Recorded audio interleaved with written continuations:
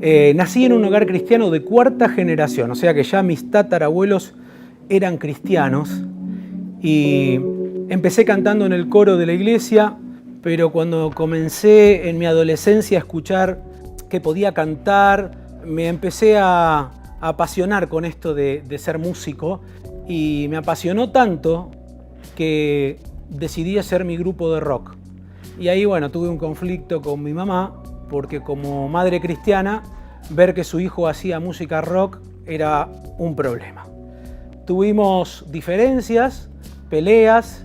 En un momento dado ya mi mamá no quería discutir más conmigo y decidió decirme: hijo, mirá, ahí está la puerta. Si vos no respetás a Dios, si vos nos amás a nosotros como familia, pero no podés respetar a que Dios está en primer lugar, no hay un lugar para vos en esta casa. Y yo, que estaba envalentonado en mi sueño, le dije: bueno, perfecto, me voy. Estuve tocando por toda Latinoamérica, abriendo shows para bandas de rock de Estados Unidos, abriendo espectáculos como el Monster of Rock, con bandas como Megadeth, Queensryche, etcétera, etcétera, etcétera, Marilyn Manson, Rammstein, y las que se puedan imaginar durante muchísimos años. Y en un momento, en una gira a México que íbamos con la banda, me secuestraron, a mí y a toda mi banda.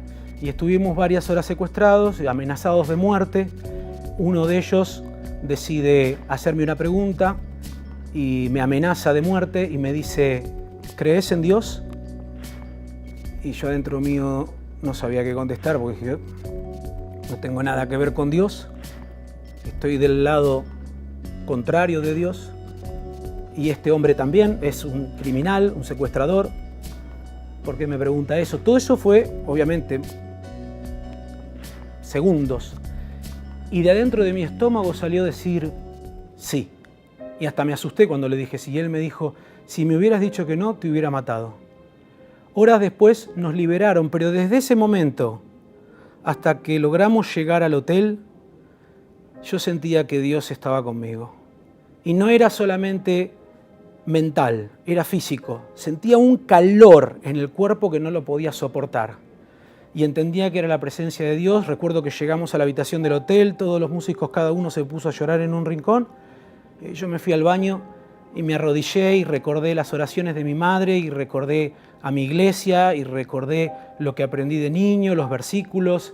Todas esas cosas vinieron a mi cabeza y yo decía: Dios, ¿por qué me salvás a mí si yo hice todo mal y me gustó?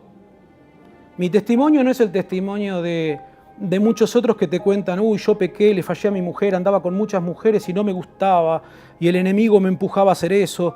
Y otros dicen: yo era alcohólico y el enemigo me empujaba y me llevaba a los antros a tomar. No, los seres humanos, cuando cometemos el pecado, no lo cometemos porque el enemigo nos empuja. Lo cometemos porque lo deseamos, porque lo acariciamos y después lo terminamos haciendo. Fue lo que pasó con Eva. Bueno, a mí me pasó lo mismo y estaba arrodillado diciéndole: ¿por qué me salvás a mí si hice todo mal? Y me gustó, no podía entender ese amor, no podía entender su presencia en ese momento que abarcaba el lugar. Yo estaba arrodillado en el baño, me levanto del baño, abro la puerta, veo al resto de los músicos llorando, entra el manager y lo primero que me salió a decirle es: Dios me salvó y esta banda se terminó y yo no toco más y me vuelvo a mi casa.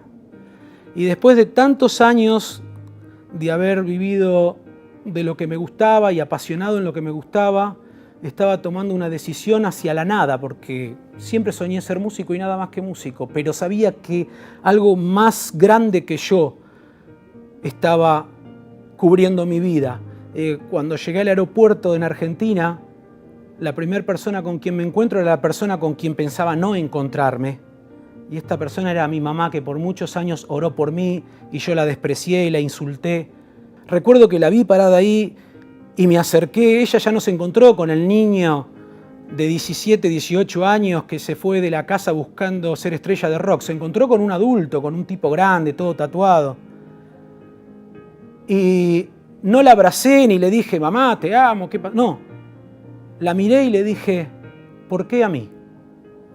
Porque yo de alguna manera entendía que mi mamá era como Dios en la casa, era como esa presencia de que ella estaba tan apasionada por Jesús que prefirió dejarme ir antes de que yo me quedara descontrolando y destruyendo toda la casa. Ella me contesta, ¿sabés por qué? Porque Dios esta noche respondió mi oración. Yo y muchas mujeres oramos por vos durante 13 años y hoy Dios respondió mi oración. Yo sé en quién deposité mi fe. Y ese es el mensaje que quiero dejarle a todas las madres que están mirando este testimonio. Sepan que Dios tiene poder en la oración. Cuando se juntan esas madres a orar, Dios puede cortar el pacto diabólico que tenga tu hijo, tu esposo, tu familiar, un hermano, quien sea, ir a buscarlo. Y yo espero, en oración, que ojalá que cuando Dios vaya a buscar a tu familiar, a tu hijo, a tu hija, a tu esposo, Él tome la misma decisión que tomé yo, porque hay libre albedrío, y pueda decir, sí, creo en Dios. ¿Ok? Que Dios los bendiga.